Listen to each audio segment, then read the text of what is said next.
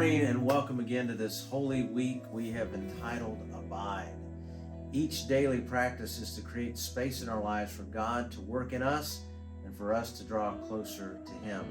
Today, the practice is generosity, a joyful willingness to give away our money, our time, our resources to bless those in need and to expand the kingdom of God.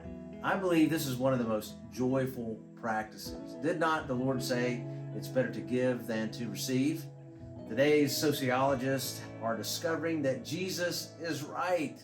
I love it when science catches up to the Bible. Haven't we all had the experience of giving a gift to someone which brought them great joy? Or we've received joy by doing something for someone in need. The Lord has given each of us so much.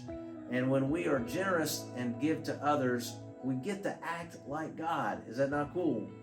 The majority of Jesus' teachings on money are warnings about the dangers of greed. For example, Jesus said in Matthew 6:24, "No one can serve two masters. You cannot serve both God and money."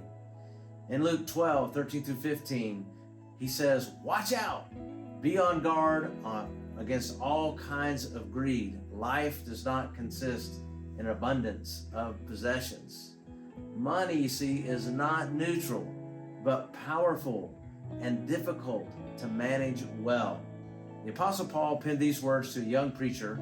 1 Timothy 6:9-10 reads this way, "But the people who long to be rich fall into temptation and are trapped by many foolish and harmful desires that plunge them into ruin and destruction.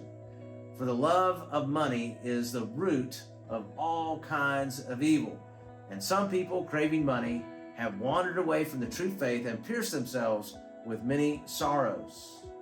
These verses expose the lie. If we just had a little more, we would be happier. But that's just not true. And here we are living in such an affluent country with such great wealth, and yet so many people are unhappy about their lives and anxious about their financial future. Generosity is the primary strategy to avoid the trappings of wealth. The practice of generosity is a two-sided coin where we determine both what to give away and how to live more simply. What to give away and how to live more simply. Which leads to the old dad joke that I have to include in this is, why is money called dough? Because we all need it. I just had to include that. It's true, we all need a certain amount of money and resources to care for our basic needs like food, shelter, and transportation. But too much dough will make us unhealthy. Greed, or its brother selfishness, will ruin a person. Contentment is the byproduct of generosity.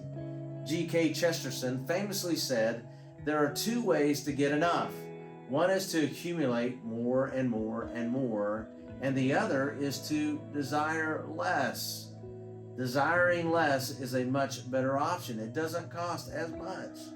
Generosity can only happen if we have margin in our life. Margin to have space to be generous with our time, our talents, and our money. To eat out less, to drive cars longer, to spend less in the Amazon jungle, to live below our means so we can practice generosity.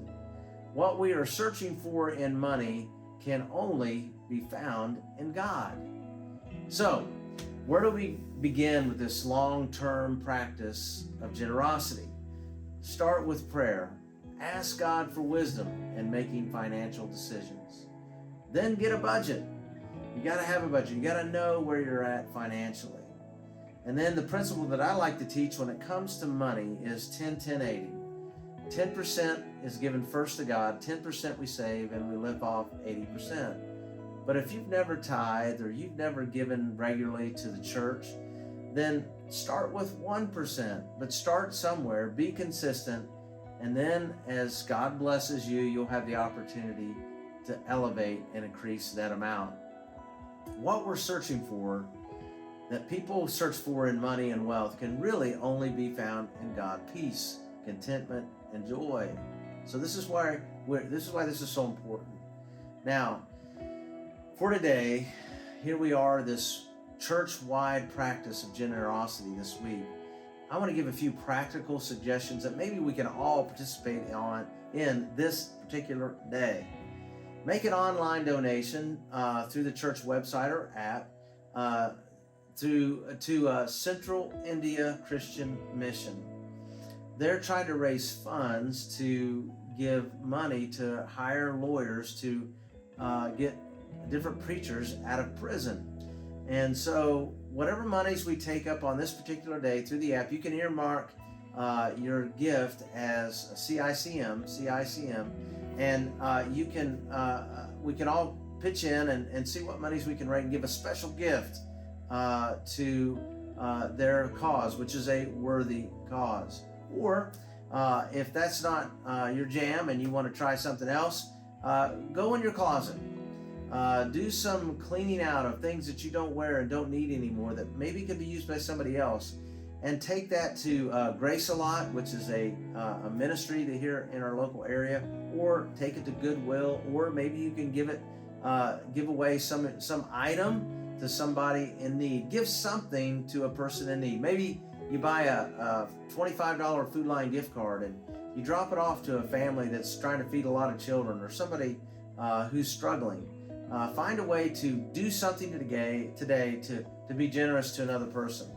The practice of generosity can feel like climbing a wall if you've never dived into a generous lifestyle like I'm talking about today. But on the other side of that wall is joy. Jesus promises joy for those people who are generous. Now, if you want to take even a deeper dive into the study, which I highly recommend, there's a tool that is available on the Practicing the Way website, and there'll be a link to that on our app or the Cornerstone website that will take you there, that you can watch a whole teaching by John Mark Comer and his team on generosity. It is just so good. I highly recommend it. But thank you for participating in our Abide Week, and I pray that the Lord will bless you and keep you, and that we would all be more generous, because the Lord is so good. Have a great day.